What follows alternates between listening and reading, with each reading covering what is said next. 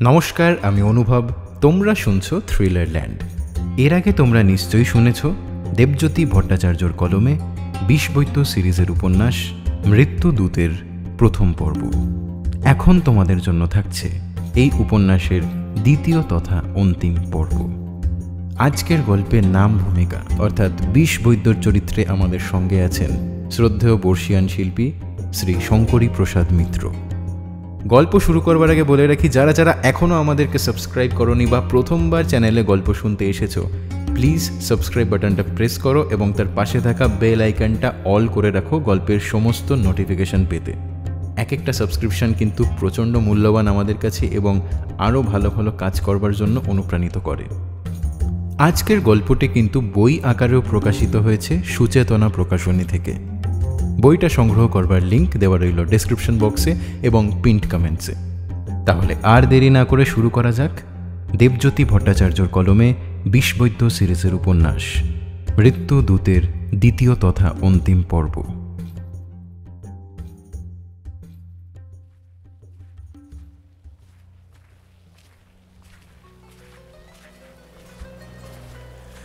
চারপাশে ছেঁড়া ছেঁড়া ঝোপ জঙ্গলের মধ্যে একখণ্ড ঘন বন দেখা যাচ্ছিল খানিক দূরে। সেই দিকে এগিয়ে গিয়ে একটা জায়গায় হঠাৎ থেমে গেলাম আমরা। দুর্ভেদ্য লতাপাতার একটা দেওয়াল এইখানে উঠে গেছে আমাদের সামনে। আমাদের এক সঙ্গী তার মধ্যে হাত ঢুকিয়ে কোনো গোপন কলকবজায় নাড়া দিতে দেয়ালের একটা অংশ ঝাঁপের মতন ওপর দিকে উঠে গিয়ে ভেতরে ঢুকবার একটা রাস্তা দেখা গেল। লতাপাতার দেওয়ালটা আসলে তৈরি করা হয়েছে ধাতব জালের একটা উঁচু বেড়ার গায়ে। খানিক দূরে দূরে স্টিলের খুঁটি পুঁতে তৈরি ফুট 30 উঁচু বেড়াটা দুর্ভেদ্য। তার ভেতর দিকে আবার ফুট 10 দূরত্বে দ্বিতীয় একটা বেড়া একই উচ্চতায় উঠেছে। এটা লোহার ফিনফিনে জাল দিয়ে তৈরি। জালের মাথার দিকের ফুটখানেক এলাকা গঁদ জাতীয় পুরু আঠার আবরণে ঢাকা। এক কথায় এই দুর্ভেদ্য দুর্গের ভেতর থেকে একমাত্র উড়ুক্কু জীব ছাড়া একটা পোকাও বাইরে বেরোতে পারবে না। বাইরে থেকে দেখলে কোনো মতেই অনুমান করা যাবে না দুর্ভেদ্য জঙ্গল ছাড়া আর কিছু থাকতে পারে এখানে। ভেতরে প্রশস্ত উঠোন, তার ধার ঘেঁষে ঘেঁষে গোটা 8 বড় বড় কাঁচের ঘর রয়েছে। লম্বাটে গড়নের চেহারা, ঢালু ছাদ। সেগুলোর থেকে বেশ খানিকটা দূরত্ব রেখে উঠোনের একেবারে মাঝখানে একটা বিশাল বাড়ি। সেটা আর কাঁচের ঘরগুলোর প্রত্যেকটা চারপাশে অজস্র ধূসর বাদামি রঙের পাখি চড়ে বেড়াচ্ছে। তাদের অনেকেই ডানা ছড়িয়ে বারবার ভেসে উঠছে বাতাসে, কিন্তু একটা নির্দিষ্ট গণ্ডির মধ্যেই তাদের নড়াচড়া আটকে থাকছিল। আর একটু কাছে আসতে নজরে এলো প্রত্যেকটা পাখির পা প্রায় অদৃশ্য কিছুর সঙ্গে সুতো দিয়ে বাঁধা।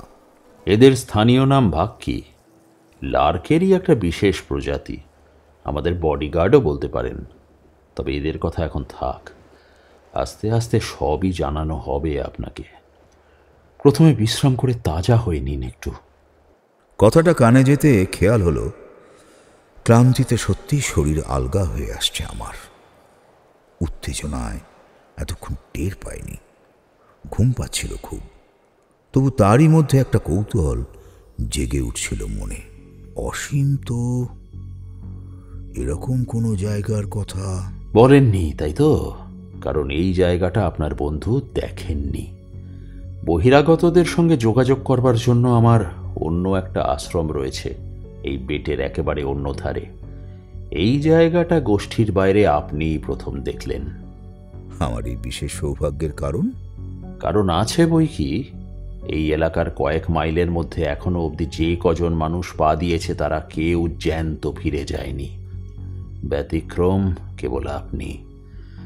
আপনার জন্য আমরা একরকম অপেক্ষাই করছিলাম বলতে পারেন। আপনি জানতেন আমি আসব?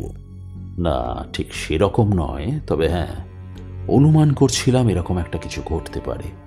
কিছুদিন আগে সুন্দরনগর থেকে পাঠানো একটা বেতার সংকেত থেকে আমরা প্রথম জানতে পেরেছিলাম কেউ একজন আমাদের সন্দেহ করছে এবং সুন্দরনগরে আমার এজেন্ট সখারামকে প্রায় চিহ্নিতও করে ফেলেছে। সখারামকে একরকম বাধ্য হয়েই সরিয়ে দিতে হয় আমায়। এরপর থেকেই সজাগ ছিলাম আমরা। সে ঘটনার কয়েকদিন পর একটা দীর্ঘ বেতার সংকেত আমাদের যন্ত্রে ধরা পড়ে, কিন্তু তা সাংকেতিক লিপিতে তৈরি করা হয়েছিল, তাই তার অর্থ আমরা ধরতে পারিনি, এবং সেই জন্যই আমরা আরও সাবধান হয়ে যাই। মনে মনে ফিঙ্গারটনকে একটা ধন্যবাদ দিলাম। ভাগ্যিস জবাবি মেসেজটা তিনি সাইফার করে পাঠিয়েছিলেন। একনাথ স্বামী আর কাক সাহেবের ক্যাকটাসের পরিণতির কথা জানতে পারলে এ কি করে বসতো এতদিনে খেয়ে জানে। এরপর অন্য একটা মেসেজে জানতে পারলাম সন্দেহকারী মানুষটি জুনাগড়ের দিকে ফিরে যাচ্ছে।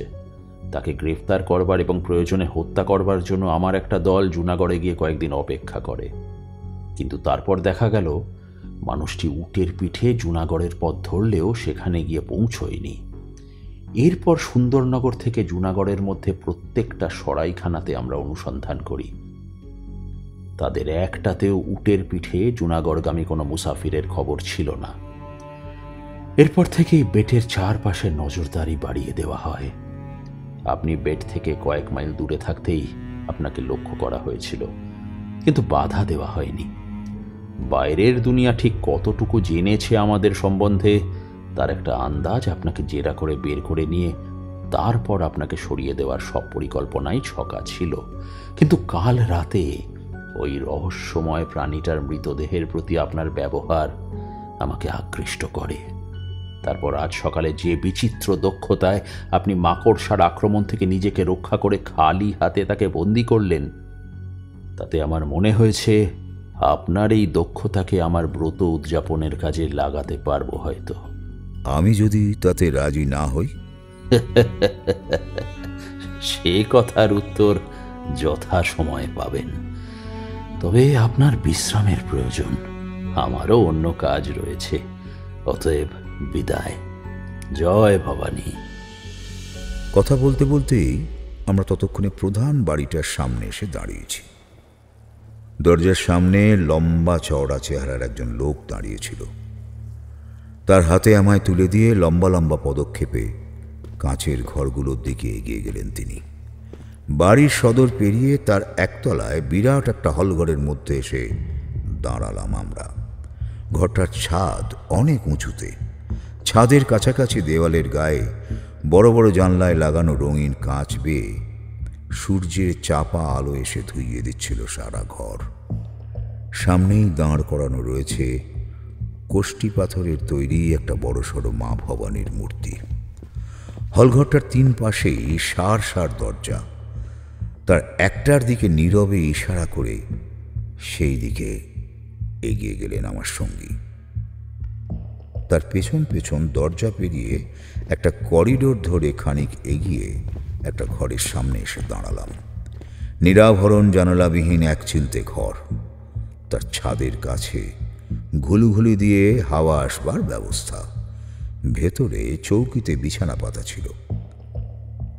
একপাশে কাঠের টুলের ওপর একটা জলের কলসি আর গ্লাস রাখা। ঘরে ঢুকে শটান বিছানাটার ওপর এসে বসলাম আমি। অমনি বন্ধ হয়ে গেল ঘরের দরজা। প্রায় সঙ্গে সঙ্গেই গভীর ঘুম ঝাঁপ দিয়ে এলো আমার চোখে। লম্বা একটা ঘুম দিয়ে উঠে দেখি শরীর একেবারে ঝরঝরে হয়ে গেছে। কাঠের টুলের ওপর জলের কলসির পাশে একটা থালায় রুটি, দুরকম সবজি আর এক বাটি দই ঢাকা দেওয়া ছিল। খেয়ে নিয়ে উঠে দরজাটা টেনে দেখলাম একবার, খোলাই রয়েছে। বোঝা যাচ্ছিল নিজের ঘাঁটিতে আমায় নিয়ে বিশেষ দুশ্চিন্তা নেই বীরেন্দ্র সিংহর। খানিক বাদে খোলা দরজা দিয়ে বেরিয়ে ঘুরতে ঘুরতে গিয়ে হাজির হলাম গতকালের সেই হলঘরটাতে। ঘড়িতে দেখাচ্ছিল ভোর 6:45। বাইরে হালকা আলো ফুটেছে। তারই আভাসে নজর পড়ছিল মা ভবানীর মূর্তির সামনে আরও একটা পাথরের মূর্তির মতোই স্থির হয়ে বসে রয়েছেন বীরেন্দ্র সিংহ। আমি নিঃশব্দে এসে তার পেছনে হাত জোর করে বসলাম। বেশ খানিকক্ষণ পরে চোখ খুললেন তিনি। তারপর সপ্রশ্ন দৃষ্টিতে আমার দিকে ঘুরে তাকালেন। কেন এসেছেন এখানে? শুধুমাত্র একজন মানুষের মৃত্যুর কারণ খুঁজতে নিজের দেশ ঘর কাজকর্ম ছেড়ে কেউ এভাবে আসে না। অতএব সে অজুহাত দেবেন না। তারপর এখানে এসে ওই অদ্ভুত মরা জীবটাকে এত যত্নে কবর দিলেন কেন? তাছাড়া আপনি আমার ব্যাপারে ইংরেজকে রেডিওতে খবর পাঠিয়েছিলেন। আপনাকে কি তারাই এখানে পাঠিয়েছে? আমায় সত্যিটা বলুন। একটু ভেবে উত্তরগুলো নিজের মাথায় সাজিয়ে নিয়ে মুখ খুললাম আমি। জানালাম আবলুস ও অমরলতার অভিযানের কথা এবং কিভাবে তার মৃতদেহকে একরকম হঠাৎ করেই আমি গতকাল খুঁজে পেয়ে গিয়েছিলাম ভালান্দান বেটে। জানালাম আমাকে কলকাতা পুলিশের মাইকেল ফিঙ্গারটন এখানে পাঠিয়েছেন। মিথ্যে করেই বললাম আমার অন্য উদ্দেশ্য আছে। হেয়ালি করবেন না। ঠিক আছে, সোজাসুজিই বলি, কাল আপনাকে কথাটা আমি সত্যি বলিনি। অসীমবাবু আমার বন্ধু টন্ধু কেউ নন। কলকাতা পুলিশ ওর অস্বাভাবিক মৃত্যুর কেসে বিশেষজ্ঞ হিসেবে আমার মতামত চেয়েছিল। তদন্তে গিয়ে আপনার পাঠানো মাকড়সাটা পেশাগত কারণেই আমাকে কৌতূহলী করে তুলেছিল। কোনো নতুন জাতের অজানা নিউরোটস্কিন আছে এর বিষে। আমাদের পেশায় এই ধরনের একটা জীব সোনার খনির তুল্য। ওর বিষ থেকে দুরারোগ্য কিছু স্নায়ুগঠিত অসুখের ওষুধ তৈরি হতে পারে। সেরকম একটা পেটেন্ট একবার নিতে পারলে আমার আগামী কয়েক পুরুষের আর খাওয়া দাওয়ার চিন্তা থাকবে না। তাই আমার এখানে খুঁজতে আসা। তবে স্বার্থটা নিজের হলেও অভিযানের যাবতীয় খরচ ইংরেজদের থেকেই আদায় করেছি আমি। চুক্তি ছিল মাকড়সার উৎস খুঁজে বের করে সে খবরটা তাদের হাতে তুলে দিতে হবে। যতক্ষণ সঠিক খবর পাইনি ততক্ষণই তাদের সঙ্গে যোগাযোগ রেখে চলেছিলাম। বিনিময়ে অভিযান চালিয়ে যাওয়ার খরচ তারা প্রতিদিন জুগিয়ে গেছে। তারপর আপনার নাগাল ঠিক কোথায় মিলতে পারে তার একটা আন্দাজ পেয়ে যাওয়ার পর তাদের প্রয়োজন ফুরিয়ে গেল আমার কাছে। তখন কিছুই পাওয়া গেল না। আমি তাই জুনাগড় ফিরে যাচ্ছি। এই মর্মে তাদের কাছে একটা বার্তা পাঠিয়ে আমি আপনার সন্ধানে রানের গভীরে চলে আসি। এছাড়া ইংরেজ পুলিশের সঙ্গে এই মুহূর্তে আমার আর কোনো যোগাযোগ নেই। আপনি আমায় এই গল্পটা বিশ্বাস করতে বলছেন? আপনি যে ইংরেজের চর নন তার কোনো প্রমাণ আছে আপনার কাছে? না, নেই। অন্যদিকে আপনি কে, আপনার উদ্দেশ্য মহৎ না নারকীয় তা আমারও জানা নেই। কিন্তু কথাটা হলো, আপনি যদি স্বয়ং শয়তানের অনুচর হন তাতেও আমার কিছু যায় আসে না। যে ধান্দায় এসেছি সেটা সিদ্ধ হলেই আমার যথেষ্ট। ঠিক একইভাবে আমার প্রকৃত পরিচয় নিয়ে আপনারও মাথা ঘামাবার কোনো কারণ নেই। আপনার একটা কোনো মিশন আছে, আর আছে ওই জীবটা। আমার একটা স্বার্থ আছে, আর সেই সঙ্গে আছে কিছু পেশাগত দক্ষতা যার সামান্য পরিচয় আপনি কাল পেয়েছেন। এ দক্ষতা নিঃসন্দেহে আপনার কাজে আসবে। আমি তো আপনাকে বিক্রি করতে রাজি আছি। বিনিময়ে আপনার মাকড়সাদের নিবিড় পর্যবেক্ষণের সুযোগ এবং ফিরে যাবার সময় নমুনা হিসেবে এদের কয়েকটাকে সঙ্গে নিয়ে যাবার অনুমতি, এইটুকু আমার দাবি। ভেবে দেখুন বীরেন্দ্র সিংহ, এতে দুপক্ষেরই লাভ আছে। একে অন্যের পরিচয় নিয়ে অকারণ সন্দেহ করে সময় নষ্ট করবার কোনো অর্থ নেই। একটা কথা আপনি ভুলে যাচ্ছেন বন্ধু। আপনি আমার বন্দী। এখানে আপনার তরফে কোনো শর্ত রাখবার কোনো ক্ষমতা আপনার নেই। এখনো যে আপনাকে প্রাণে বাঁচিয়ে রেখেছি সেটাই কি আমার তরফে যথেষ্ট মূল্য নয়? না, যথেষ্ট নয়। আমার পেশাগত দক্ষতার মূল্য আমি খুব ভালো করে জানি বীরেন্দ্র সিংহ। আমাকে প্রাণে মারলে লোকসানটা আপনারই হবে। আপনি কখনোই তা চাইবেন না। এরপর খানিকক্ষণ নিঃশব্দে চোখে চোখে যুদ্ধ চলল আমাদের। ইচ্ছাশক্তির এই লড়াইটা সবসময় দেখেছি খুব গুরুত্বপূর্ণ হয়। এই খেলায় আমি এর আগেও জিতেছি বহুবার, এবারেও তার ব্যতিক্রম হল না। খানিক বাদে চোখ সরিয়ে নিলেন বীরেন্দ্র সিংহ। বেশ, আমি রাজি, তবে কোনো চালাকির চেষ্টা করবেন না, আর পালাবার চেষ্টা করলে। পালাবার চেষ্টা করবার জন্য তো আমি এখানে আসিনি। আপনি নিশ্চিন্ত থাকতে পারেন, যতদিন আমার উদ্দেশ্য সম্পূর্ণ না হয় ততদিন সে চেষ্টা আমি করব না। ততদিন আপনার লোককে আমি প্রয়োজনীয় প্রশিক্ষণও দিয়ে চলব।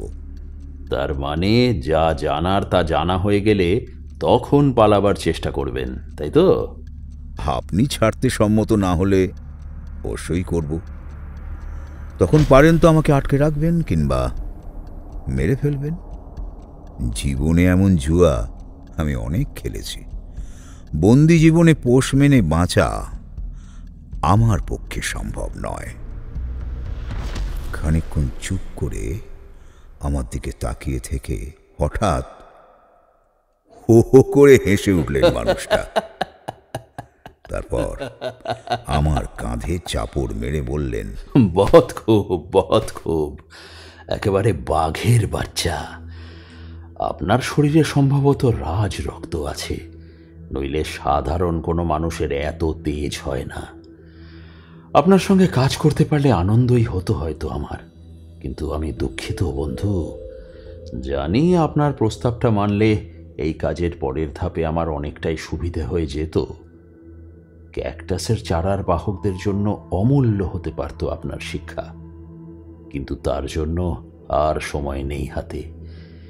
এ যুদ্ধ শুরু হয়ে গেছে, আর কয়েকদিনের মধ্যে ক্যাকটাসের চারা নিয়ে আমার লোকজন ছড়িয়ে পড়বে গোটা দেশের নানান জায়গায়।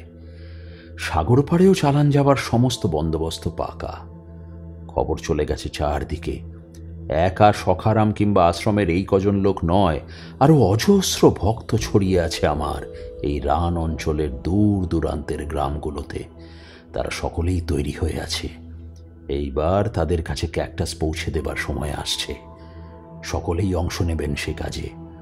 এই আশ্রমের পাট গুটিয়ে আমি নিজেও বেরোব।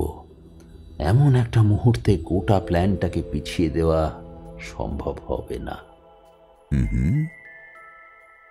পিছিয়ে আপনাকে দিতেই হবে বীরেন্দ্র সিংহ, নইলে গোটা খেলাটাই ভেস্তে যাবে যে। তার মানে আপনি আমাকে হুকুম দিচ্ছেন? না, পরামর্শ দিচ্ছি আপনার ভালোর জন্য, একজন বন্ধু হিসেবে। মানা বা না মানা আপনার ইচ্ছা। তবে এখন আমি যা বলতে চলেছি সেটা শুনলে আপনার মঙ্গলই হবে। অনেক কষ্টে নিজেকে সংযত রাখছিলেন বীরেন্দ্র সিংহ। বাঘের পাঞ্জার মতো হাত দুটোর মুঠো অস্থিরভাবে খোলা বন্ধ করছিলেন বারবার। ভেঙে বলুন। সিন্ধ প্রভিন্সের কর্নেল ওয়েদারস্টোনকে চেনেন কি? হ্যাঁ, চিনি। সাক্ষাৎ মরুভূমির সাপ। যেমন ধুরন্ধর তেমন নিষ্ঠুর এই লোকটা। আমার সেই মেসেজটা পাঠাবার পর থেকেই জুনাগড় আর রেবন্তপুর এই দুদিকের সেনা ছাউনি থেকেই গোটা অঞ্চলের ওপর কড়া নজর রাখা শুরু করেছে তার দলবল। খোদ ওয়েদারস্টোন তার দেখভাল করছে রেবন্তপুরে ক্যাম্প করে। একটা মাছিও কিন্তু ওদের নজর গলে রান থেকে বেরোতে পারবে না এই মুহূর্তে। কাজেই আপনার পরিকল্পনা যাই হোক না কেন, এখন কিছুদিনের জন্য সেটাকে পিছিয়ে দিয়ে চুপচাপ থাকাই বুদ্ধিমানের কাজ হবে। তাতে আপনারই মঙ্গল। গদ্দার, ইংরেজের দালাল, তোকে আমি। শরীরের সামান্য দোলানিতে বীরেন্দ্র সিংহ হাতে উঠে আসা ছুরিটার আঘাত থেকে নিজেকে বাঁচিয়ে নিয়ে তার হাতের চেটের পেছন দিকে আলতো করে একটা টোকা দিলাম। ছুরিটা হাত থেকে ছিটকে পড়ে পাথরের মেঝেতে পিছলে গিয়ে বেশ খানিকটা দূরে স্থির হল। উঠে গিয়ে সেটা কুড়িয়ে এনে তার হাতে গুঁজে দিয়ে বললাম, এমন হঠকারী বুদ্ধি নিয়ে আপনি ইংরেজের দুনিয়া জোড়া সাম্রাজ্যের সঙ্গে লড়বেন? শুনুন, আমি পেশাদার মানুষ, কারো দালাল নই। এই মুহূর্তে আপনার নিরাপত্তা বজায় রাখা আমার ব্যবসার স্বার্থেই জরুরি। সেই জন্যেই এই খবরটা আপনাকে দিলাম। আপনার ভাষায় গদ্দার হলে সেটা করতাম কি? খানিকক্ষণ এক দৃষ্টি আমার দিকে চেয়ে থেকে ছুরিটা পোশাকের ভেতর ঢুকিয়ে নিলেন বীরেন্দ্র সিংহ। আমি খোঁজ নেব। আশা করব আপনি সঠিক খবর দিয়েছেন, না হলে। বলতে বলতেই ঘুরে দাঁড়িয়ে সজোরে হাততালি দিলেন তিনি একবার। শব্দ শুনে আগের দিনের সেই বিশাল চেহারার লোকটা কোত্থেকে উদয় হলো এসে। তার দিকে ফিরে নিচু গলায় বীরেন্দ্র সিংহ বললেন, একে নিজের সেলে ফিরিয়ে নিয়ে যাও সূর্যপ্রসাদ। দরজার সামনে পাহারা রাখবে।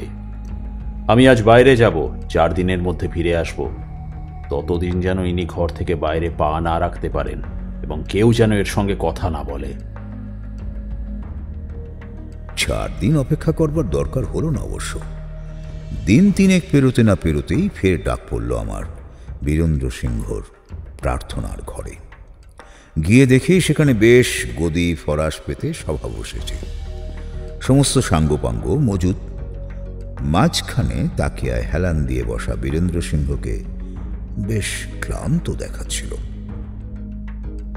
আমি এসে সামনে বসতে মাথা নেড়ে বললেন, আপনার কথাই ঠিক। পুরো এলাকা একেবারে গরম হয়ে আছে। বেদেদের দলকে দল গ্রেপ্তার করে গারদে পুড়ছে। কথাটা শুনে মৃদু একটা গুঞ্জন ছড়িয়ে গেল গোটা দলটার মধ্যে। সেদিকে এক নজর তাকিয়ে তাদের আশ্বস্ত করলেন বীরেন্দ্র সিংহ। আপনারা নিশ্চিন্ত থাকুন, আমাদের এই আস্তানার ঠিকানা কারও জানা নেই। কিছুদিন চুপচাপ থাকতে হবে কেবল। একদিকে ভালোই হলো, সামনেই বর্ষা নামবে। 3 মাসের জন্য রান জলের তলায়। সেই জল কমতে কমতে বাইরের সরকারি উৎপাতও কমে আসবে। এই 3 মাস এইখানে আমাদের লেনদেনটাও সেরে ফেলার সুযোগ পাওয়া যাবে। কথা দিচ্ছে বীরেন্দ্র সিংহ, আমার সঙ্গে ব্যবসা করে আপনি ঠকবেন না। এইবার দেখি বীরেন্দ্র সিংহ পুরো অন্য মূর্তি। হাসি হাসি মুখে ডান হাতটা বাড়িয়ে ধরেছে আমার দিকে।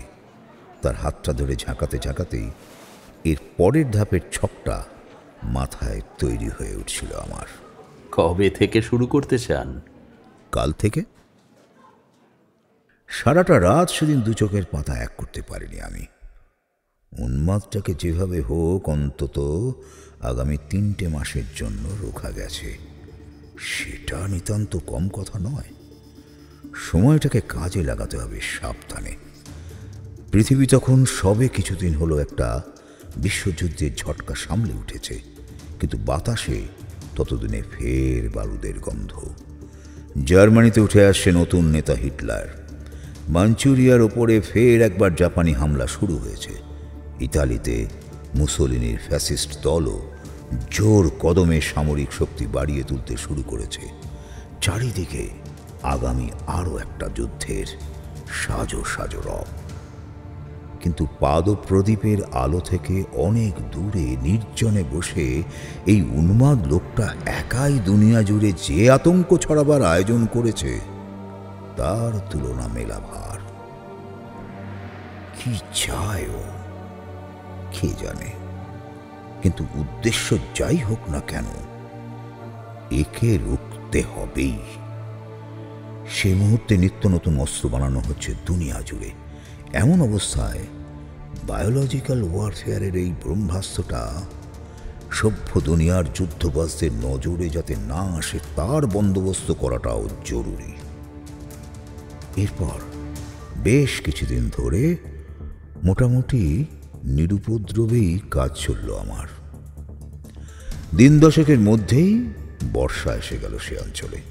ধীরে ধীরে সমুদ্রের মতো জল জমে উঠল ভালান্দান বেটকে ঘিরে থাকা সেই শুকনো লবণাক্ত রান জুড়ে।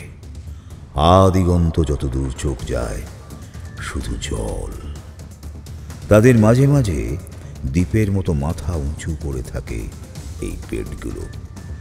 যেন কোনো জাদুকাঠির ছোঁয়ায় আমার চারপাশের হলদে আর বাদামি রঙের দুনিয়াটা বদলে গেল দিক চিহ্নহীন নীল রঙের জলে।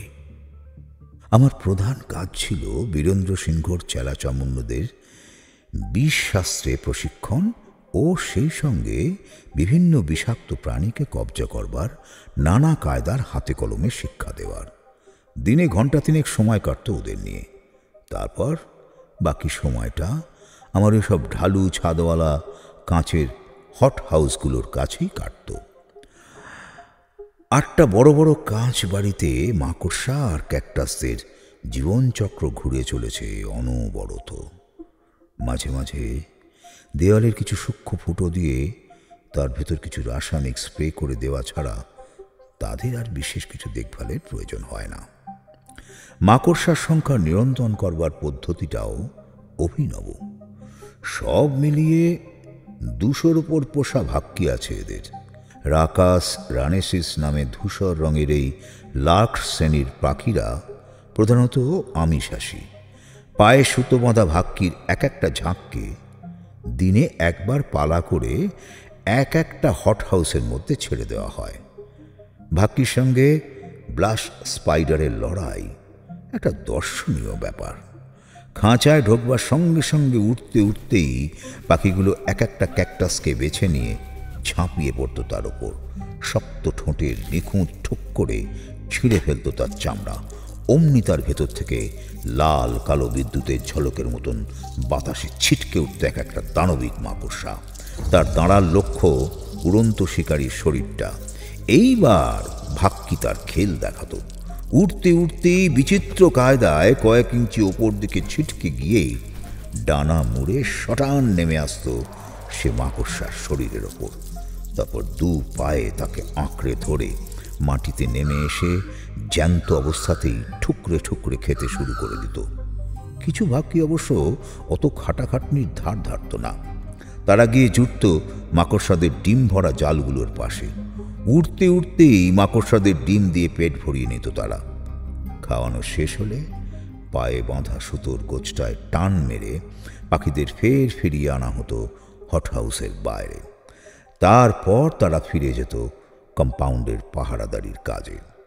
হট হাউসের ফুটো ফাটা বেয়ে কোনো মাকড়সা যদি কখনো বাইরে বেরিয়ে আসে তবে তাদের খুঁজে নিকেশ করে দেবার জন্য তাদের ছড়িয়ে রাখা হতো গোটা জায়গাটা জুড়ে। তাছাড়া সপ্তাহে একদিন গোটা 50 ভাক্কির একটা দলকে ছেড়ে দেওয়া হতো প্রধান বাড়িটার ভেতর। তারাই উড়ে ঘুরে সব কিছু দেখে শুনে নিত। এক কথায় এই ডানাওয়ালা পাহারাদারদের কল্যাণে বিষাক্ত মাকড়সাদের এই কারখানাতে বসেও তাদের কামড় খাবার কোনো সম্ভাবনা ছিল না। আমাদের ছাত্রদের শিক্ষাও ইতিমধ্যে বেশ দ্রুত গতিতে এগোচ্ছিল। ছেলেগুলো তীক্ষ্ণ। এরকম ছাত্রদের শিখিয়ে মজা আছে। এদের মধ্যে সেরা নিম্বারাম নামের ছেলেটা। বছর 24 বয়স হবে। স্থানীয় রাবারি উপজাতির লোক। আশ্রমে তার প্রধান কাজ বেটের পাহারাদারি। বুদ্ধি শুদ্ধি কিঞ্চিত কম, কিন্তু হলে কি হয়, চোখ আর হাত বেজায় সাফ। খালি হাতে মাকড়সা ধরবার বিদ্যে রপ্ত করে নিয়েছিল সে ঠিক 4 দিনের চেষ্টায়। দাঁড়া বা দাঁতের দাগ দেখে কি জাতের প্রাণীর কামড় তা বুঝে নেবার বিদ্যেও শিখে নিতে বেশি সময় লাগেনি তার। বিভিন্ন জড়িবুটি চেনবার ক্লাসেও সে সবার আগে। ক্লাসের সবচেয়ে ভালো ছেলেটার প্রতি মাস্টারের একটু আলাদা টান হয়েই থাকে। এক্ষেত্রেও তার ব্যতিক্রম হয়নি। ফলে দেখলাম কয়েকদিনের ভেতর ছেলেটাও আমার বেশ একটু ন্যাওটা হয়ে পড়েছে। অন্যরা যেমন তখনও আমাকে পুরোপুরি বিশ্বাস করে মেনে নিতে পারেনি, এ কিন্তু তেমন নয়। মাঝে মাঝে এই কাজের ফাঁকে নিম্বারামের সঙ্গে পরস্পরের সুখ দুঃখের গল্প হতো অনেক। এমনই একদিন কথায় কথায় তার গ্রাম কোথায় জিজ্ঞেস করাতে সে বলে, আমাদের রাবারিদের কোনো গ্রাম টাম থাকে না সাব। উটের কাফিলা নিয়ে ঘুরে বেড়াই। উটের পিঠেই ঘর সংসার। তা সেই কাফিলা ছেড়ে এখানে এসে জুটলে যে বড়? সবই কিসমত। ওই মাকড়ি আর ওয়াক্কির দৌলতে আমার এখানে আসা। আমরা যারা কাফেলা নিয়ে রানের ভেতর ঘুরে বেড়াই, তারা অনেক অজীব অজীব জিনিসের খবর রাখে। এখান থেকে 100 মাইল উত্তর পশ্চিমে আনারপুরা বলে একটা জায়গা আছে। সেখানে এই মাকড়ি ওয়াক্কি আর ও ক্যাকটাসের বাস। সেখান থেকেই একবার কয়েকটা নমুনা জোগাড় করে এনেছিল আমার ঠাকুরদা। এ মাকড়িকে সব জানোয়ার ভয় খায় সাহেব, সির্ফ वो ভক্কি বাদে। ওর কাছে একেবারে জব্দ। কিন্তু কোনো মতে দ্বারা একবার ভোটাতে পারলে ও ভক্কিও বাঁচবে না, এটা সত্যি। কিন্তু সেই সুযোগ তারা পায় না। অন্তত আমি কখনো কোনো ভক্কিকে ওই মাকড়ির হাতে কাবু হতে দেখিনি। তো মেলায় মেলায় ভক্কি আর মাকড়ির খেল দেখিয়ে রোজগার ভালোই হচ্ছিল আমাদের। 13 বছর বয়স থেকে খেলা দেখানোয় ওস্তাদ হয়ে উঠেছিল আমি। তখন একদিন দুধরেজের মেলায় খেলা দেখাচ্ছি, এমন সময় গুরুজি মহারাজ সেখানে এলেন। খেলা শেষ হবার পর একটা সোনার গিনি দিয়ে গেলেন আমার হাতে। পরের দিন ফের এলেন, আবার একটা গিনি পেলাম। দিন ওই যোগেশ্বর এসে আমাকে আর আমার বাবাকে ডেকে নিয়ে গেলেন গুরুজির তাম্বুতে। একটা থলে ভর্তি গিনি দেখিয়ে বাবাকে বললেন, তোর ছেলেটাকে আমার সঙ্গে কাজ করতে দে। বাবাও রাজি হয়ে গেলেন সাহেব।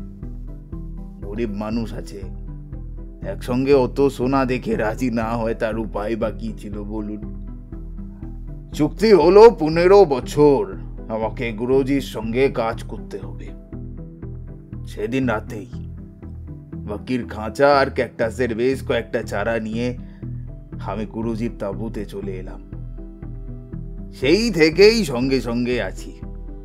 বছর বছর ওই দুধরেজের মেলায় লোকের হাতে 50টা করে গিনি পৌঁছে যায় বাবার কাছে। তা এসব ঘরবাড়ি তোমরাই বানালে বুঝি? না, বড় হাভেলিটা অনেক পুরনো। গুরুজি মহারাজের পূর্বজরা পুরনপটের রাজা ছিলেন, এটা জানেন তো? জানতাম না। সেটা আবার কোথায়? ये गुजरात पे ही है। এখান থেকে উটের পিঠে 3 সাতেক লাগে। সে নাকি একেবারে সোনার দেশ ছিল। গুরুজির বংশে 300 বছরের পুরনো রাজপাট সেখানে। ও বংশেই কি যেন একবার বিয়েতে যৌতুক হিসাবে এই ওয়ালান্দান বেট পেয়েছিলেন অন্য এক রাজার কাছ থেকে। হে হাভেলি তারি বানানো। তা সে রাজপাট গেল কোথায়? তাই তো কথা সাহেব। গুরুজির বাবা মহারাজ মহেন্দ্র সিং খুব তেজি মানুষ ছিলেন। একবার রাজ্যে শিকার খেলতে আসা 2 अंग्रेज খাতিরদারির কি এক গন্ডগোল ঘটায় রেগে গিয়ে বন্দা নফরদের উপর বন্দুক চালিয়ে দিয়েছিল। মহারাজ তো বেজায় রেগে গিয়ে 2 अंग्रेजকে গাছে বেঁধে কোড়া চালিয়ে দূর করে দিয়েছিল রাজ্য থেকে। এরপর अंग्रेजরা কামান বন্দুক এসব নিয়ে এসে গুরুজির পিতা মহারাজকে আটক করে। রাজকোষ উজাড় করে সব সোনা দানা মুনি মানিক্য বেলগাড়ি করে পাচার করে দিয়ে প্রাসাদে अंग्रेज বসিয়ে দেয়। মহারাজ বেজায় মানি মানুষ ছিলেন। अंग्रेजদের জেলখানায় মাথা শিরা ছিঁড়ে তিনি মারা যান। খবর পেয়ে রানীমা আত্মঘাতী হন। গুরুজির তখন 10 বছরের একটা লড়কা। ওই अंग्रेजরাই ওকে কালা পানির ওপারে কোনো এক এতিমখানায় পাঠিয়ে দিয়েছিল। সে নাকি একটা অজীব দেশ আছে, সেখানে সব মানুষ গোড়া আর সবকিছু কলে চলে। এখান থেকে অনেক লেখাপড়ি শিখিয়েছিলেন গুরুজি। তো আদতে তো সাধু মহাত্মা মানুষ, তাই লেখাপড়ি শেষ হতে একদিন ভবানী মাইয়ার স্বপ্ন পেয়ে সবকিছু ছেড়ে ছুড়ে সন্ন্যাস নিয়ে দেশে ফিরে এলেন। ওয়ালান্দান বেটের এই সম্পত্তির কথা সাহেবদের খাতায় ছিল না। এই জায়গার কথা বাইরের মানুষ জানে না বিশেষ। গুরুজি জানতেন এর খবর। দেশে ফিরে শটান এখানে এসে উঠলেন। কিছু খাজানা এখানে লুকানো ছিল, তাই দিয়েই বাকি সব কিছু গড়েছেন। গুরুজি মহারাজকে আজও এই এলাকার অনেক মানুষ পুরনপটের আসলি রাজা বলে মানে। তার থেকে কোনো আদেশ এলে তার জন্য জান কবুল করার লোকের এই দেশে অভাব নেই সাহেব। সন্ন্যাসী বটে, বিচিত্র এই মানুষটার কথা যত শুনছিলাম ততই আশ্চর্য হয়ে যাচ্ছিলাম। একটা ছবি গড়ে উঠছিল মনের মধ্যে আস্তে আস্তে। ছোটবেলায় অসহায়ভাবে শ্বেতাঙ্গদের হাতে নিজেকে নিঃস্ব হতে দেখা, তাদের অত্যাচারে বাবা মায়ের মৃত্যু হয়ে অনাথ হওয়া, তারপর বিলেতে পড়াশুনো, মনের ভেতর দুঃসহ প্রতিশোধ স্পৃহা নিয়ে বড় হয়ে ওঠা। সেই প্রতিশোধ স্পৃহাই লোকটাকে একেবারে উন্মাদ করে দিয়েছে। নিজের দুর্ভাগ্যের বদলা নেবার জন্য নিজের যাবতীয় অর্থ, বিত্ত, মেধাকে কাজে লাগিয়ে অস্ত্র গড়েছে এই নির্জন বনবাসে বসে। সেই করতে করতেই ইংরেজের ওপর তার প্রতিশোধ স্পৃহা বদলে গেছে গোটা মানব জাতির প্রতি অসহ্য ঘৃণায়। লক্ষ লক্ষ নিরীহ মানুষের প্রাণের দাম তার প্রতিশোধ নেবার ইচ্ছের সামনে আজ কানা করিও নয়। বেশ বুঝতে পারছিলাম কোনো যুক্তির পথে এই উন্মাদকে বশ করা যাবে না। অতএব সে চেষ্টা না করে শটে ষাট্ঠঙের পথ ধরাই শ্রেয় বলে বোধ হচ্ছিল। এই যে এত সব মাকড়ির চাষ করছেন তোমার গুরুজি, সেসব কেন করছেন তা জানো? জানি তো, সবাই জানে এ কথা। গুরুজি যখন ভালান্দান বেটে এসে একলা একলা ধ্যানে বসলেন, তখন একদিন দেবী ভবানী দৈববাণী দিলেন, দুনিয়ার সব পাপের মূল ওই গোড়া আদমিদের রাজ্য নাশ করতে হবে তাকে। যেসব দেশের মানুষ গোড়াদের বশ মেনেছে তারাও ছাড়া পাবেন না। মা পাপীদের বলি চান আর তার অস্ত্র মিলবে দুধরেজের মেলায়। সেই শুনে তো গুরুজি মহারাজ দুধরেজের মেলায় গিয়ে আমায় আর আমার মাকড়িদের খুঁজে পেলেন। এবারে বর্ষাটা মিটলে পর আমরা বেদের দলে মিশে তামাম ভরতে ছড়িয়ে যাব ক্যাকটাসের চারা নিয়ে। তার আগে আমাদের যা কিছু বিদ্যে শেখা দরকার সেসব শেখবার জন্য মা ভবানী মাইয়া তো আপনাকেই পাঠিয়ে দিলেন সাহেব। বুঝলাম, মগজ ধোলাইটা ভালোই হয়েছে বেচারার। সরল সিধে সাদা ছেলেটার জন্য কষ্টই হচ্ছিল আমার। না জেনে না বুঝে একটা ভুল মানুষকে শ্রদ্ধা করে কত মানুষের অপূরণীয় ক্ষতি করবার কাজে সাহায্য করে চলেছে ও এই নির্জন দেশে বসে। এমনিভাবে আস্তে আস্তে আশ্রমের প্রায় প্রত্যেকের সঙ্গেই বেশ সদ্ভাব গড়ে উঠছিল আমার, শুধু যোগীশ্বর বাদে। সেই প্রথম দিন থেকেই আমাকে ক্রমাগত সন্দেহের চোখে দেখে চলেছে সে। বিশেষ করে তার মালিকের নির্দেশে যখন থেকে আমাকে গুরু মেনে ট্রেনিং নিতে বাধ্য হলো, তখন থেকেই দেখছিলাম আমায় আর একেবারেই সহ্য করতে পারছে না লোকটা। এহেন যোগীশ্বরের শত্রুতার কল্যাণেই অবশ্য আমার মস্ত একটা উপকার হয়ে গেল একদিন। আশ্রমের চৌহদ্দি থেকে আমাকে বিশ্বাস করে বাইরে বেরোবার অনুমতি দিতে রাজি ছিল না বীরেন্দ্র সিংহ। তাকে দোষ দেওয়া যায় না অবশ্য। নিজের যে ছবিটা আমি তার কাছে তৈরি করে দিয়েছি তাতে এক বিবেকহীন, সুযোগ সন্ধানী, স্বার্থপর মানুষের বাইরে আর কিছু ভাবা যাবে না আমাকে। এমন একটা মানুষকে নিজের স্বার্থে বাঁচিয়ে রাখলেও তাকে একা একা দু চোখের আড়ালে যেতে দেবার আগে যে কেউ দুবার ভাববে।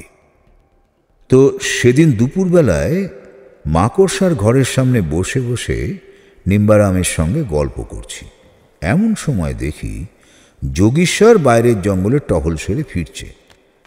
বৃষ্টিতে সর্বাঙ্গ ভেজা, গায়ে মাথায় ভেজা লতাপাতার টুকরো, ওরই মধ্যে ওর চুলে আটকে থাকা একটা ধোঁয়াওয়ালা ফলের দিকে তাকিয়ে চোখ আটকে গেল আমার। আলসারি লতার ফল। সিন্ধু প্রদেশের হাকিমরা অস্ত্রোপচারের সময় রোগীর অসুস্থ অঙ্গকে অসার করবার কাজে এ ফলের রস ব্যবহার করেন বলে শুনেছিলাম। তাড়াতাড়ি কাছে এসে তার চুল থেকে ফলটা খুলে হাতে নিলাম আমি। চুলে হাত পড়তে দেখি ভয়ানক রেগেছে যোগীশ্বর। প্রচণ্ড রেগে আমার দিকে চেয়ে রইল সে মিনিট খানেক। তার ঘন ঘন মুঠো পাকানো দেখে বুঝতে অসুবিধে হচ্ছিল না এইবারে কি হতে চলেছে। অতএব সেই ফাঁকে তাড়াতাড়ি পকেটে হাত চালিয়ে একটা গ্লাভস বের করে এনে বাঁ হাতে পরে নিয়ে ফলটা গ্লাভস ঢাকা আঙুলে ধরে রাখলাম আমি। তারপর সে ঘুষি বাগিয়ে তেড়ে আসতেই জায়গা ছেড়ে এক চুলো না নড়ে ফল শুদ্ধ হাতটা মুখের সামনে গার্ড করে ধরলাম। মুহূর্তের মধ্যে ঘুষিটা এসে বোমার মতন ফেটে পড়ল যেন সেই হাতটার তেলোতে। ফলটাও ধাক্কা সইবার মতো করে তৈরি নয়, একেবারে থেঁতলে গিয়ে তার রস তখন যোগীশ্বরের হাতে মাখামাখি হয়ে গেছে। যোগীশ্বর হঠাৎ থমকে গেল একেবারে। হাতটা তার অকেজো একটা লাঠির মতন ঝুলে পড়ছে শরীরের এক পাশে। তাড়াতাড়ি অন্য হাতটা দিয়ে অকেজো হাতটাকে তুলে ধরে দেখতে পেয়েছিল সে। তাতে সে হাতেও আলসানির রস লেগে গিয়ে কয়েক সেকেন্ডের মধ্যে সেটারও একই দশা হলো। এবার সে ভীষণ ঘাবড়ে গিয়ে অকেজো হাত দুটো লটপটিয়ে ছুট লাগালো মূল বাড়ির উদ্দেশ্যে। শোনো হে শক্তিমান, মালিকের কাছে নালিশ করতে যাচ্ছ তা যাও, ভালো কথা, কিন্তু খেয়াল রেখো তোমার হাতের রস যেন তাঁর হাতে না ঠেকে, নইলে আগামী 6 ঘন্টার জন্য তাঁর হাতেরও ওই একই দশা হবে, এই বলে দিলাম। সেদিন সন্ধেবেলাতেই বীরেন্দ্র সিংহর সভায় ডাক পড়ল আমার। ওই সময় এরা সবাই গিয়ে ভবানীর মন্দিরে জড়ো হয়, ভজন টজনও হয়। নিজেদের ঈশ্বরের আসনে বসিয়েছে এরা, আর সেই কল্পনার আসনে বসে অন্য মানুষের বিচার করে নিজেরাই তাদের মৃত্যুদণ্ড দিয়ে বসেছে।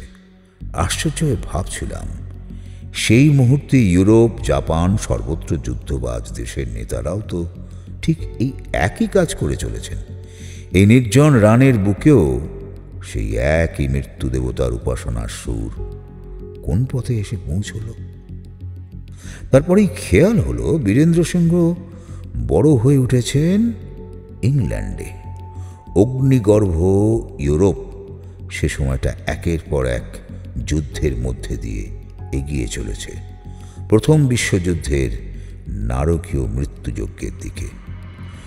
মনের ভেতর তীব্র প্রতিশোধ স্পৃহা আর চারপাশে যুদ্ধবাজ মানুষদের ক্রমাগত ঘটিয়ে চলা ভাতৃহত্যা, এই দুই মিলে যে এই নররাক্ষসের জন্ম দিয়েছে তাতে আর কোনো সন্দেহ রইল না আমার। গান শেষ হলে আলসানি ফলের পঙ্গু করে দেওয়া বিষের রহস্য আমার কাছে মন দিয়ে শুনলেন বীরেন্দ্র সিংহ। তারপর মৃদু হেসে একটা ছোট পুঁটুলি বের করে আমার সামনে ধরলেন। আপনার ওস্তাদির কিমাত, এই অস্ত্র আমার কাজে লাগবে। আপনি অর্থের লোভে এত দূর এসেছেন, আমি আপনার লোকসান করব না। এইবার আপনি আমাকে সঠিক চিনেছেন। এমন আরও অনেক শক্তিশালী অস্ত্র রয়েছে এই ভালান্দান বেটের জঙ্গলে। উপযুক্ত মূল্য পেলে আমি সেগুলোকেও একে একে চিহ্নিত করে আপনার হাতে তুলে দিতে পারি। বেশ, কাল থেকে বেটে যত রকম গাছপালা আছে তার নমুনা আপনার কাছে এনে পৌঁছে দেওয়া হবে। প্রতিটি আবিষ্কারের জন্য উপযুক্ত পুরস্কার পাবেন আপনি। ওভাবে হবে না। আপনার অশিক্ষিত লোকজন তো কতগুলো লতাপাতা ছিঁড়ে এনে আমাকে দেবে, তাতে লাভ কি? অনেক বড় গাছের ছালও কাজে আসে। মাটির তলায় লুকোনো কন্দ অমূল্য হয় অনেক সময়। তাছাড়া যে হাজারো কিসিমের কীটপতঙ্গ রয়েছে এই বেটে, তাদের মধ্যেও অনেকেই তীব্র শক্তিধর বিষের অধিকারী। এই সমস্ত কিছুর সন্ধান পেতে গেলে আমাকে এই জঙ্গলের মধ্যে ঘুরে বেড়াতেই হবে বীরেন্দ্র সিংহ। হয় আপনি আমাকে ভরসা করে সেই অনুমতি দেবেন, অথবা কাজটা আমি নেব না। বিশ্বাস আমি আপনাকে করি না, তবে অনুমতি আপনি পেতে পারেন একটা শর্তে। আশ্রমের বাইরে ভালান্দার বেটের যেখানে আপনি যেতে চাইবেন আপনার সঙ্গে পাহারায় যোগেশ্বর বা নিম্বারামের যে কোনো একজন থাকবে। আমি মাথা নাড়লাম। বীরেন্দ্র সিংহের এই শর্তে আমার আপত্তি ছিল না। এক এক করে দ্রুত কেটে যাচ্ছিল সপ্তাহগুলো। আষাঢ় পেরিয়ে শ্রাবণ এলো, তারপর তাও এক সময় শেষ হতে চলল। বৃষ্টির তীব্রতা আস্তে আস্তে কমে আসছিল। বীরেন্দ্র সিংহর উত্তেজনার পারদও প্রতিদিন চড়ে উঠছিল তার সঙ্গে তাল মিলিয়ে। প্রথম ব্যাচের আক্রমণে যে 3টে ক্যাকটাস বাইরের দুনিয়ায় পাঠানো হয়েছিল, তাদের মধ্যে একটার খবর তিনি পেয়েছেন আমার কাছে, কিন্তু অন্য দুটোর কি ফলাফল হলো তার খবর পাবার জন্যে তাঁর তখন সে কি ছটফটানি। আশ্রমের জেনারেটর সেট থেকে শুরু করে রেডিও রুম পর্যন্ত সমস্ত যন্ত্রপাতির কাজ করত সন্তোষ নামের যে ছোকরা, তার তখন আর অন্য যন্ত্রপাতির খিদমতগারি করবার অবসর নেই। সারাক্ষণ রেডিও যন্ত্রটা চালিয়ে তার নব ঘুরিয়ে ঘুরিয়ে খবর শোনা তখন তার কাজ হয়ে দাঁড়িয়েছে। সেই সূত্রেই একে একে খবর এসে পৌঁছচ্ছিল হিটলার এক সাক্ষাৎকারে ঘোষণা করেছে সে এমন এক নতুন দুনিয়া গড়বে যাতে বেঁচে থাকবার অধিকার থাকবে শুধু আর্যদের। অন্যদিকে ভারতের বুকে প্রতিদিনই ইংরেজদের ওপর নতুন নতুন চরমপন্থী হানার খবর আসছিল তার বদলা নিতে ইংরেজদের নিষ্ঠুর দমন পীড়নেরও।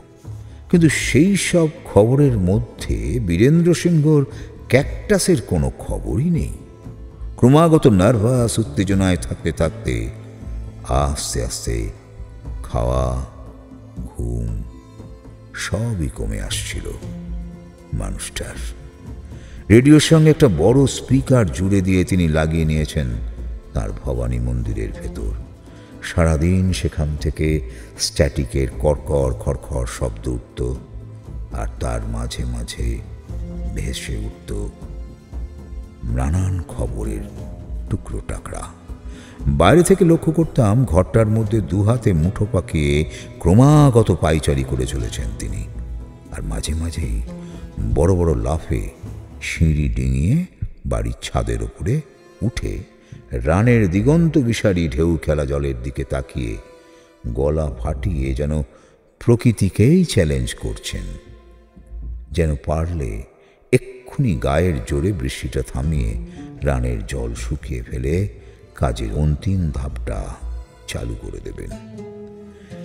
বেশ বুঝতে পারছিলাম আর কিছুদিন এভাবে চলতে থাকলে মানসিক ভারসাম্য হারিয়ে একেবারে উন্মাদ হয়ে যাবেন মানুষটা। ইতিমধ্যে আমার মোহরের সংগ্রহ বেশ মোটা রকম হয়ে উঠছিল। সেই দিনের সেই ঘুষি হাঁকাতে গিয়ে মোক্ষম শাস্তির পর থেকে যোগেশ্বর আমাকে একটু এড়িয়েই চলে। ফলে জঙ্গল ভ্রমণে তখন নিম্বারামই আমার একমাত্র পাহারাদার হয়ে দাঁড়িয়েছে। দুজন মিলে প্রায়শই জঙ্গলে চক্করে বের হই।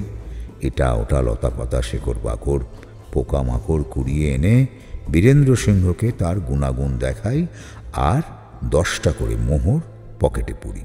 প্রতি 10টা মোহরের মধ্যে 2টো করে পায় নিম্বারাম। বীরেন্দ্র সিংহের কাছে চাকরি বাবদ যা আয় হয় তার সে আয় তার বাবার হাতে যায়। ফলে নিজের রোজগার নিজের হাতে কখনো ছুঁয়ে দেখেনি সে। তাই হাতে নগদ মোহর পেয়ে তার ভক্তি শ্রদ্ধার বড় একটা অংশ তখন গুরু মহারাজকে ছেড়ে আমার দিকে এসে পড়েছে। উটের ব্যাপারে রাবারিদের একটা বিশেষ দুর্বলতা আছে। এরা বিশ্বাস করে ভবানী মাইয়া নাকি প্রথম একটা উট বানিয়েছিলেন বিশ্ব সৃষ্টির পর। সে যখন দৌড়ে পালাবার চেষ্টা করে তখন তাকে ধরে আনবার জন্যই নাকি মানুষের সৃষ্টি। উট অতএব তাদের কাছে মহাপবিত্র জন্তু। তা একদিন জঙ্গলে ঘুরতে ঘুরতে লিম্বারামকে জিজ্ঞাসা করে বসলাম, আমি যে উটটাতে চেপে এখানে এসেছিলাম সেই লক্ষ্মণিয়াকে তোমরা কি করেছিলে বলো তো? মেরে টেরে ফেলেছিলে নাকি? ছি ছি, কি যে বলেন সাব, নিম্বারাম জিন্দা থাকতে তা হবে না। আমি আমার রুট নিজের হাতে বেটের উল্টো দিকের জঙ্গলে রেখে এসেছি। বুঝলাম, তা জঙ্গলে কত বিষাক্ত লতাপাতা থাকে তা তো দেখেছ। রোজই তো কিছু না কিছু হাতে করে নিয়ে ফিরি। বেচারা যদি সেরকম কোনো বিষাক্ত কিছু খেয়ে মারা যায়, পাপটা তো তবে তোমারই হবে। নিজে হাতে ছেড়ে এসেছ কি না। কথাটা নিম্বারামের মনে লাগলো। পাহারার কথা ভুলে গিয়ে সে জঙ্গলের মধ্যে আমাকে একলা রেখে তক্ষুনি হনন করে রওনা দিল। ঘণ্টাখানেক বাদে আমি ফিরে এসে বাকিদের খাওয়াচ্ছি, এমন সময় দেখি সে ফিরছে। খুঁজে পেয়েছি সাব, বহাল তবিয়াতে আছে। বেটের দক্ষিণ ধারে চারা করছে দেখে এলাম। আজ থেকে তুমি নিয়মিত ওর দেখভাল করবে নিম্বারাম। তার জন্য সপ্তাহে 1 মোহর করে পাবে তুমি। নিম্বারাম একেবারে বিগলিত হেসে মোহরটা তার থুতির খুঁটে বেঁধে ফেলল। শুধু একটা কথা সাব, মা ভবানীর কিরে ও যোগেশ্বর যেন কিছু টের না পায়। লোকটা ডাকু মঙ্খন সিং এর দলে ছিল এককালে। গুরুজি মহারাজের সঙ্গে একেবারে গোড়া থেকে আছে। বলে মহারাজ যখন ইংরেজকে মকরির ভয় দেখিয়ে নিজের রাজ্যে ফেরত পাবেন, তখন ও তার মন্ত্রী হবে। ফাঁক পেলেই আমাদের উপর জদ্দারি ফলায়। একদম পাথর দিল। আমি মোহ রোজগার করছি সে কথা জানতে পারলে তো সব কেড়ে কুড়ে ওই নিয়ে নেবে। তার উপর কেবল মজা দেখার জন্য হয়তো লক্ষ্মণ ইয়ার গলাটাও কেটে নিয়ে চলে আসবে চাকুর একটানে। পাপ হবে। বুঝলাম, আমার বাহনের গোপনীয়তার ব্যাপারে এইবার এক চোখ বুঝে ভরসা করা যায়। স্বয়ং মা ভবানী সে ব্যাপারে এর মুখ বন্ধ রাখবেন। দিন 2 বাদে ছোকরার সঙ্গে গিয়ে একবার দেখেও এলাম লক্ষ্মণিয়াকে। একটা ছোট খোঁয়ার মতন করে সেখানে বেঁধে রাখা হয়েছে তাকে। সামনে একরাশ সরেস ঘাস পাতা, মাথার ওপর পুরু পাতালতার ছাউনি। নিম্বারাম মোহর হাতে পেয়ে তার উটমাতার সেবা ভালো রকমই করছে বোঝা যাচ্ছিল। ছেলেটা বড় সরল। সময় গড়িয়ে চলছিল দ্রুত। ভাদ্রের শেষ, বৃষ্টির পালাও মোটামুটি শেষ। বেট ঘিরে ছলছল করে নেচে চলা জলের রাশিতে টান ধরতে শুরু করেছে তখন। এখানে ওখানে জল সরে গিয়ে কাদামাটির স্তর বেরিয়ে আসছে। বাতাসে হালকা হিমের ছোঁয়া। বীরেন্দ্র সিংহর আশ্রমে তখন বেজায় তোড়জোড় শুরু হয়ে গেছে। আর মাত্র 2 সপ্তাহের অপেক্ষা, তারপরেই উটের চলাচলের যোগ্য হয়ে উঠবে রানের জমি। ইতিমধ্যে বীরেন্দ্র সিংহকে একটা বুদ্ধি দিয়েছিলাম, সেটা তার বেজায় মনে ধরেছে। রান এলাকায় সরকারের সন্দেহটা যেহেতু বেদে বা রাবারি জাতের ভবগুরুদের ওপরেই খানিক বেশি, কাজেই ভালান্দান বেট থেকে সভ্য দুনিয়ায় ক্যাকটাস পাচার করবার জন্য অন্য পেশার মানুষদের কাজে লাগানো হোক। বেদে অনুচরদের খবর দেওয়া হোক গুজরাট ছেড়ে কাছাকাছি সেন্ট্রাল প্রভিন্সের বা মহারাষ্ট্রের কিছু এলাকায় ছড়িয়ে গিয়ে অপেক্ষা করতে। ক্যাকটাসের ক্যারিয়াররা সেই সব জায়গায় গিয়ে তাদের কাছে ক্যাকটাসের ঝাঁক পৌঁছে দিয়ে আসবে। তারপর তারা ছড়িয়ে পড়ুক বিভিন্ন জায়গায়।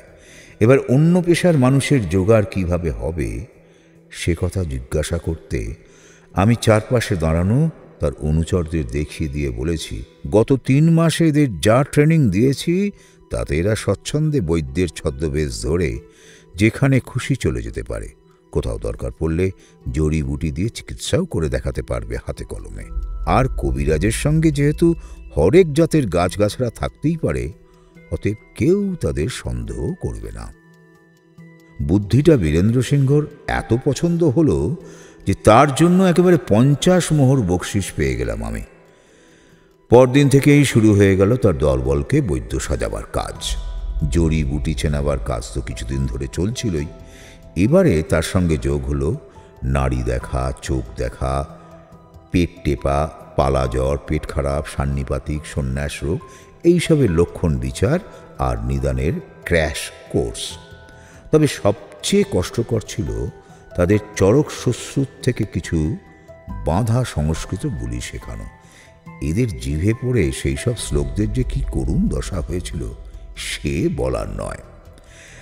একদিকে এইসব ভরং চালাতে চালাতেই অন্যদিকে একটা ছোট্ট কাজ শুরু করে দিয়েছিলাম আমি।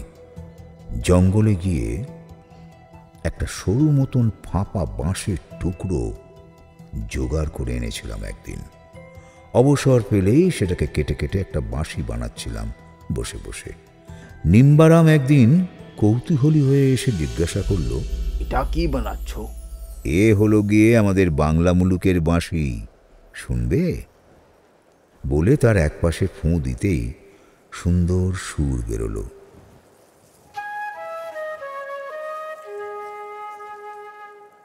নিম্বারাম অবাক হয়ে সেটা তুলে ধরে ঘুরিয়ে ফিরিয়ে দেখল। গান বাজানো যায় এতে? হ্যাঁ যায়, তবে সবটা বানানো হোক আগে। এই বলে তখনকার মতন তার কৌতূহলকে নিবৃত্ত করা গেল। যে বাঁশিটা বানাচ্ছিলাম সেটা দেখতে আর 5টা সাধারণ বাঁশির মতো হলেও তার গড়ন একটু আলাদা। দুটো প্রান্তই তার বন্ধ, গায়ে একসার গোল গোল ফুটো, এক প্রান্তের বন্ধ গাঁটের ঠিক মাঝখানে সূক্ষ্ম একটা ছ্যাঁদা আছে। বাঁশি বাজাতে বাজাতে কখনো তার সুর তোলা ফুটোগুলো একসঙ্গে আঙুল চেপে বন্ধ করলে ফুঁয়ের গোটা হাওয়াটাই সূক্ষ্ম ছ্যাঁদাটা দিয়ে তীব্র একটা জেটের মতন ঠেলে বেরোয়। গাঁট ছাড়িয়ে নলের খানিক অংশ আগে বেরিয়ে থাকবার ফলে ফুটোটা এমনিতে কারো নজরেও পড়ে না। দিন 7 লেগেছিল বাঁশিটা ঠিকঠাক করে বানাতে। বৃষ্টি ততদিনে ধরে গেছে একেবারে। চারপাশের দৃশ্য যেন কোনো আশ্চর্য ম্যাজিকে পুরোপুরি বদলে গেছে। আদিগন্ত সেই জলরাশি একেবারে উধাও। তার জায়গায় রানের শুকনো নোনা জমি ফের ভেসে উঠেছে। গোটা আশ্রম জুড়েও তখন চূড়ান্ত ব্যস্ততা শুরু হয়ে গেছে। শেষ মুহূর্তের প্রস্তুতি চলেছে পুরো দমে। নিম্বারাম ছেলেটার প্রতি কেমন একটা মায়া পড়ে গিয়েছিল আমার এই কদিনে। সামনে যা ঘটাতে চলেছি এই আশ্রমে, তার থেকে এই ছেলেটাকে বাঁচিয়ে দেবার ইচ্ছে হচ্ছিল। অতএব ছদ্ম কবিরাজদের প্রথম ট্রায়াল রান দেবার সময় তাকেই বেছে নিলাম প্রথমে। তার কাজ হবে এখান থেকে বেরিয়ে চারপাশের কিছু গ্রামে বৈদ্য সেজে ঘুরে ফিরে আসা। এতে এদের বৈদ্যের ছদ্মবেশের একটা প্র্যাকটিক্যাল টেস্টও হয়ে যাবে, আর তার সঙ্গে সঙ্গে হাতে গরম খবরও পাওয়া যাবে এলাকার। ঠিক হয়েছিল নিম্বারাম যেদিন ফিরে আসবে তার পরের দিন থেকে একে একে রওনা হতে শুরু করবে এক একটা দল, আর স্বয়ং বীরেন্দ্র সিংহ আমাকে নিয়ে বেরোবেন বম্বের পথে। ক্যাকটাসের ঝাঁক সঙ্গে করে সেখান থেকে জাহাজে চড়ে আমরা দুজন রওনা হব লন্ডনের দিকে। ওহো, বলতে ভুলে গেছি, ইতিমধ্যেই একদিন ভারী আবেগ ঘন একটা মুহূর্তে আমি বীরেন্দ্র সিংহকে জানিয়ে দিয়েছি তার সঙ্গে থেকে আমার হৃদয়ের পরিবর্তন এতটাই হয়েছে যে আমি আর তাকে ছেড়ে যাওয়ার কথা ভাবতেই পারছি না। এই কমাসে আমার আচরণে বীরেন্দ্র সিংহ এতটাই মুগ্ধ যে কথাটায় শেষে কোনো রকম সন্দেহ করেনি।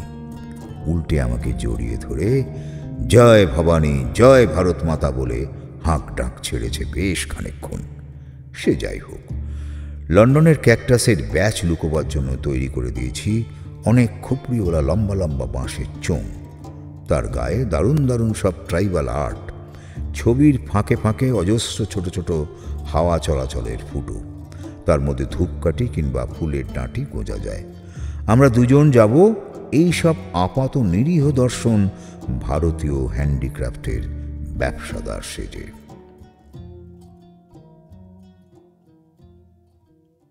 নিম্বারামকে রওনা করিয়ে দিয়ে সেদিন সন্ধেবেলা আমার বাঁশিটা নিয়ে উঠোনে হট হাউসের সামনে গিয়ে বসলাম।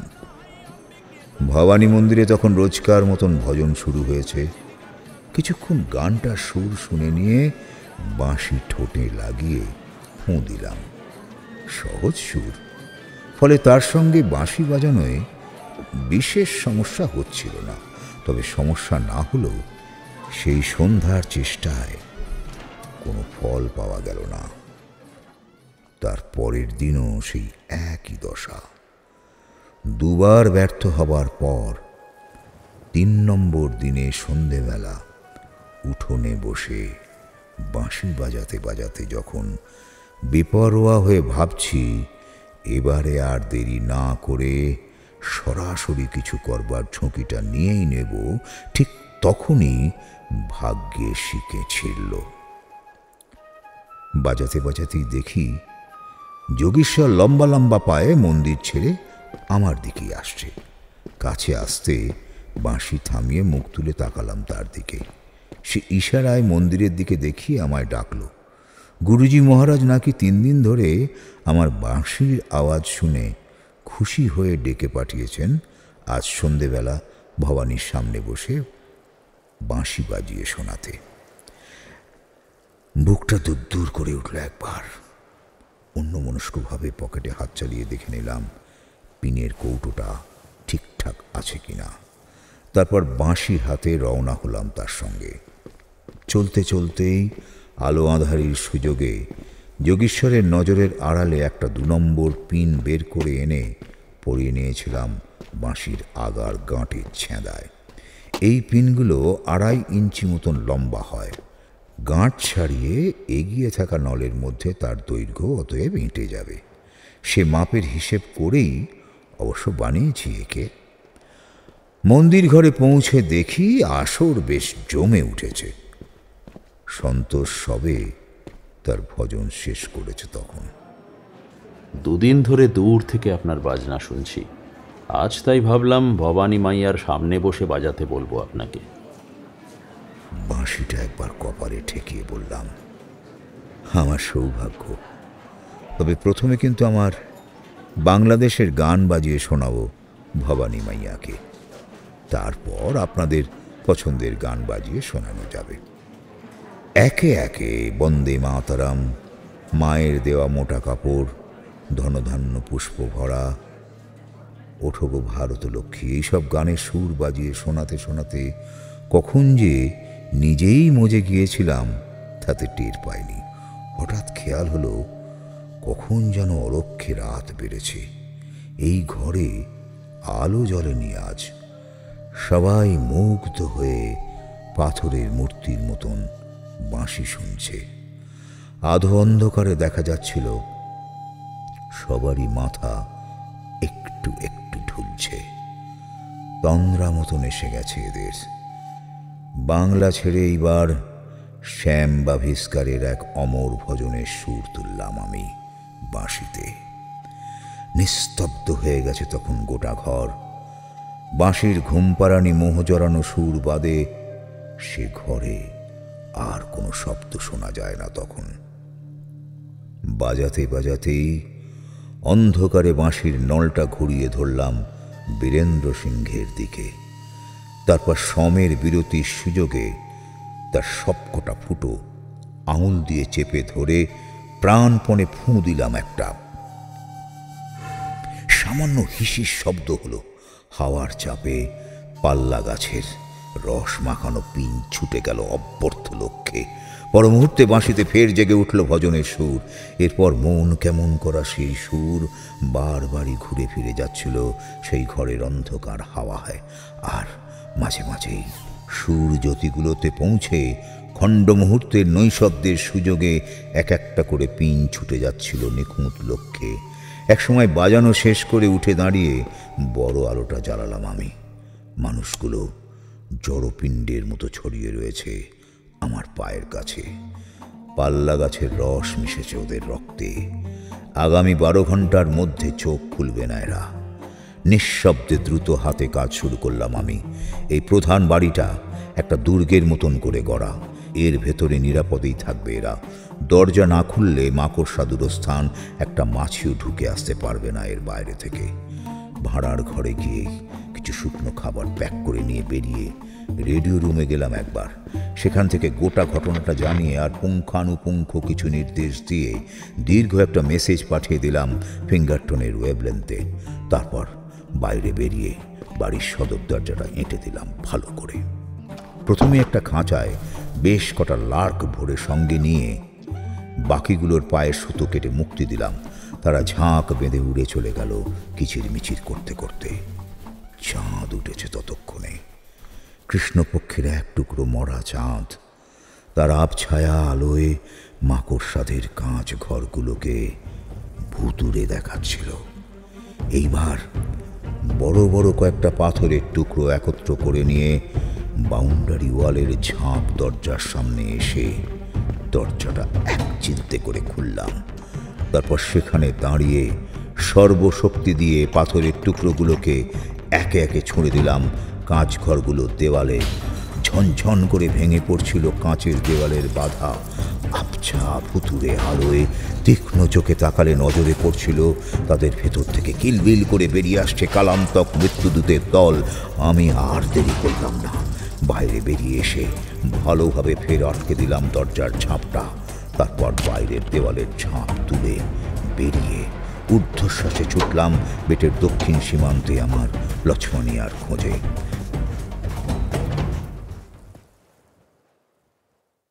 দিন তিনেক পরে সুন্দরনগর পৌঁছে দেখি আমার জন্য সামরিক বিভাগের একটা জিপ অপেক্ষা করছে সেখানে। তার ড্রাইভারের কাছে জানা গেল 200 লালমুখ সৈনিকের একটা কনভয় কামান বন্দুক সঙ্গে করে 2 দিন আগেই ভালান্দান বেটের উদ্দেশ্যে রওনা হয়ে গেছে রানের দক্ষিণ দিকে রেবন্তপুর ছাউনি থেকে। সিন্ধ প্রভিন্সের সেনানায়ক কর্নেল ওয়েদারস্টোন নিজে গেছেন তাদের সঙ্গে। আর সে রেবন্তপুর থেকে সোজা গাড়ি নিয়ে সুন্দরনগর এসে আমার জন্য অপেক্ষা করছে। বলতে বলতেই আমার উদ্দেশ্যে ওয়েদারস্টোনের লিখে রেখে যাওয়া একটা শুভেচ্ছা বার্তা বের করে এনে ড্রাইভার আমার হাতে দিল। এও জানলাম লাট পাখির একটা ঝাঁক সঙ্গে করে নিয়ে গেছে সৈনিকরা বড় বড় খাঁচায় পুরে। যাবার আগে তারা নাকি খুব হাসাহাসিও করেছে নিজেদের মধ্যে তাদের কর্নেলের এহেন পাগলামি দেখে। শুনে স্বস্তির নিঃশ্বাস ফেলেছিলাম আমি। বেতারে আমার পাঠানো নির্দেশগুলো তাহলে অক্ষরে অক্ষরে পালন করা হয়েছে এই অবধি। ওয়েদারস্টোন কোনো ঝুঁকি নেননি।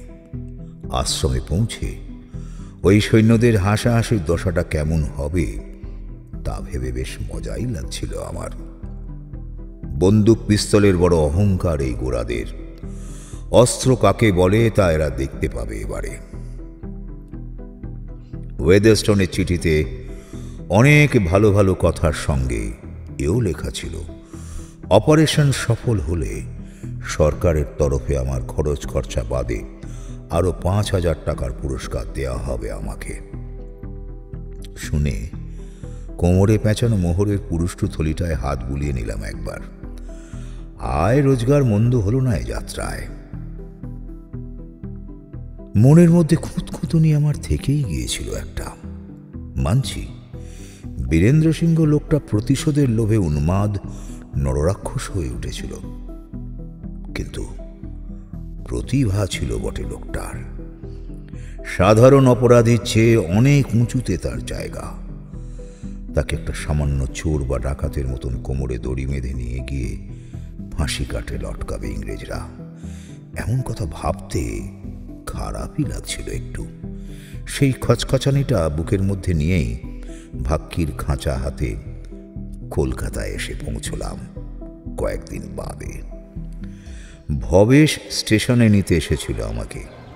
গাড়িতে বসিয়ে শটান নিয়ে তুলল কেল্লার ভেতরে। সেখানে দেখি অগন্তি লাল মুখ কালো মুখ হোমরা চোমরা জড়ো হয়েছে। বেশ খানিকক্ষণ ধরে তাদের হাজার গন্ডা সওয়াল জবাব সামলে তারপর পাখির খাঁচা নিয়ে সদল বলে অসীমের বাড়িতে যাওয়া হলো। পাখির ঝাঁককে হট হাউসে ঢুকিয়ে দেওয়া মাত্র যা তোলপাড় শুরু হয়ে গেল সে আর বলবার নয়।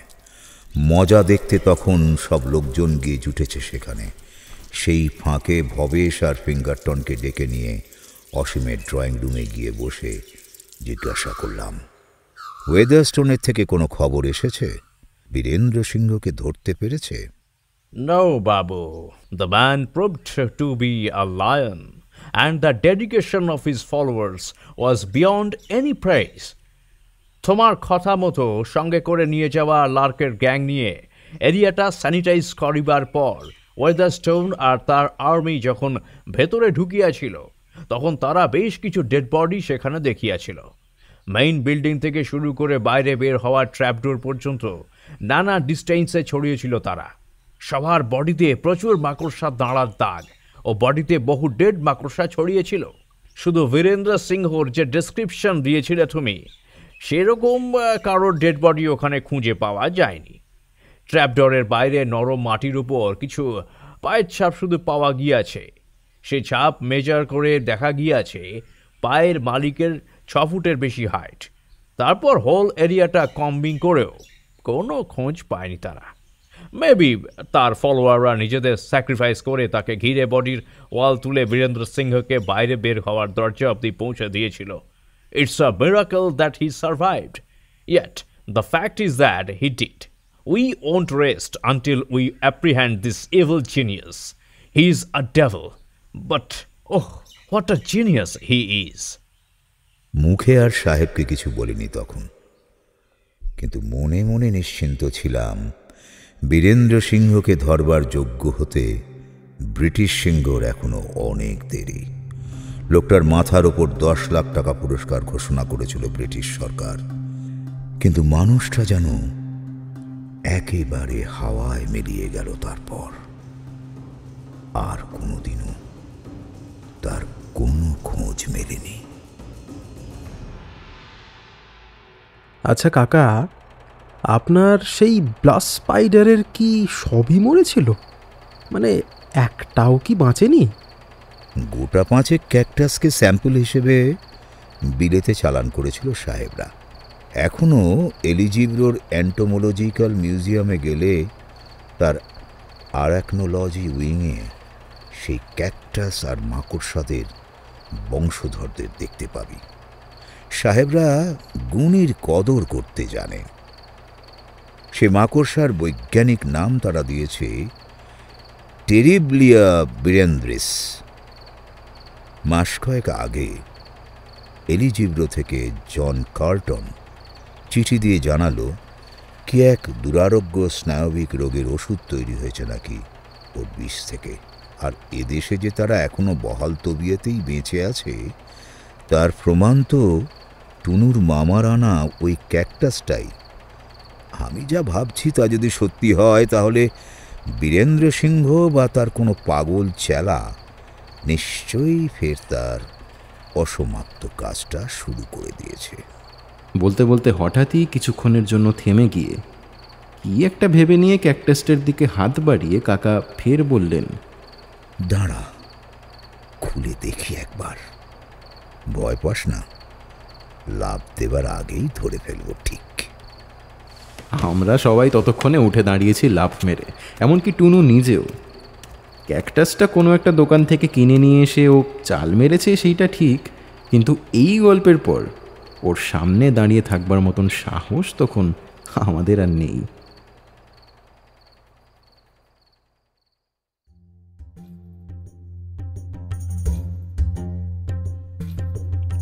সমাপ্ত হলো বিষবৈদ্য সিরিজের উপন্যাস মৃত্যুদূত।